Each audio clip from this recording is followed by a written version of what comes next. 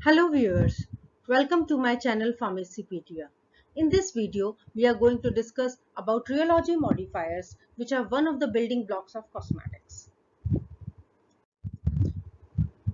Rheology modifiers. The term rheology has been derived from the Greek word rheo, which means to flow, and logos means science. So it is the science of flow, or you can say it is defined as a science which is concerned with the deformation of the matter under the influence of the stress, which may be applied perpendicular to the surface of the body.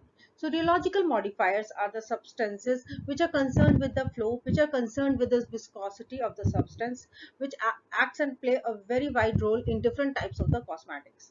So the rheological modifier category comprises of all the raw materials that significantly participates in the rheology. Rheology means the flow properties of various monophasic system or biphasic system. Monophasic system like solutions, or biphasic systems like suspensions or emulsions, and also includes ingredients called gelatinizers. Now, rheological modifiers are concerned with the viscosity of the substance. So, viscosity enhancement can be done by the addition of the rheological additives. Now, these additives basically creates a high thixotropic flow behavior. So, they enhances the viscosity, they enhances the thixotropy. Therefore, they play a very critical role in various formulations of cosmetics. And moreover, they are generally categorized as thickeners.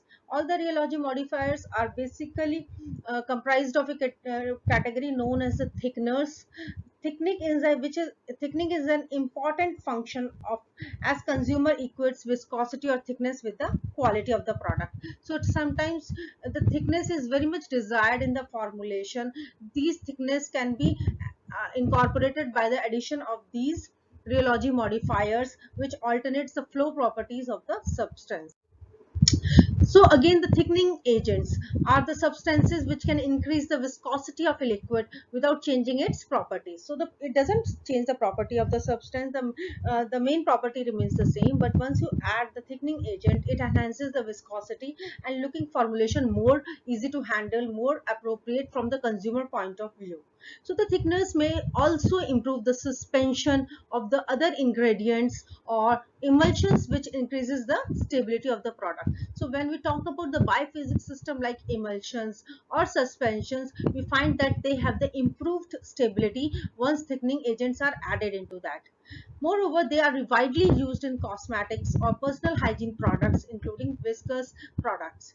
The majority of the thickeners have the ability to retain the water on the skin and therefore act as a moisturizers. So you can understand, since they are able to hydrate the skin, they are able to make the formulation remain stable for prolonged period of the time. They actually enhances the shelf life of the product. So they found wide applicability as they use as a moisturizers. A wide number of substances like polyethylene glycol, synthetic polymers such as carbomers, and vegetable gums, which are having natural origins, are found as thickening agents. So when we consider the classification, it can be again on the basis of organic products. Then they are further subdivided into two categories: natural and synthetic. Now when we talk about the natural, we are aware about the large number of polysaccharides like xanthan gum, gum arabic, gum tragacanth, carrageenan. All these are found to have wide applicability in the formulation of herbal cosmetics. Moreover, cellulosic products also like HEC, HMC, HPMC, hydroxypropyl methyl cellulose, sodium carboxymethyl cellulose, all the cellulose derivatives are also found to play as the role of thickening agents in wide number of the herbal formulations and other formulations. Apart from the natural category, the synthetic, they are largely synthesized in the lab. For example, like polyamides, calcium sulfonate derivatives, modified urea, and other fibrous substances. So you can understand that there are large number of thickening agents available which can be utilized in the formulation and making the formulation stable when while considering the cosmetics. So now let us try to understand the classification. Now again, the classification can be on the basis of applications or like properties such as hydrophilic, lipophilic, and surfactants. In my previous video, I have discussed in detail about the surfactants, and also about hydrophilic means water loving, lipophilic means lipid loving, So when we talk about the solvent bond and water bond, these thickening agents can be like cellulosic derivatives, acrylates. Acrylates have water bond features, associative thickening agents, clays. Now solvent bond may be categorized into organoclays, hydrogenated castor oils, polyamides, over-based sulfonates. So these are the examples of the various substances having these water bond properties and solvent bond properties. Now, let us try to understand the role of these thickening agents in the various cosmetic ingredients. They have wide number of role as aesthetic modifiers. They have roles in conditioners, drug actives, film formers, colors. They not only have wide applicability in cosmetics, but they are also widely used in the paints industry, ink industry, since they impart large, since they are incorporated in number of coloring agents like hair colors, skin colors, hair polymers, skin polymers.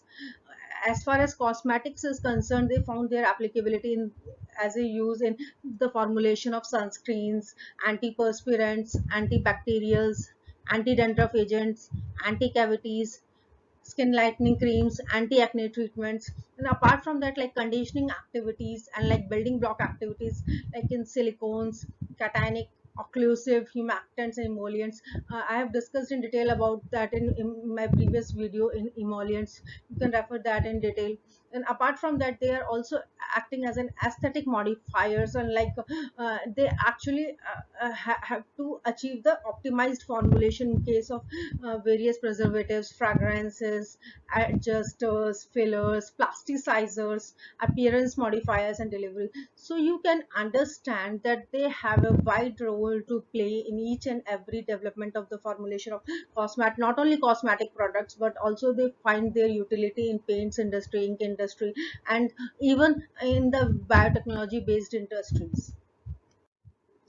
So you can see and understand the applications lies to larger extent when we talk specifically about the cosmetics in bath and shower gels, sunscreen products, hair care products, cream and lotions, toothpaste, lipsticks, liquid makeup, facial mask, pressed powders, shampoos, antiperspirants, nail lacquers, and wax-based product. So these thickening agents, these agents have a wide range of place in not only in the cosmetic industry but also in the paint industry.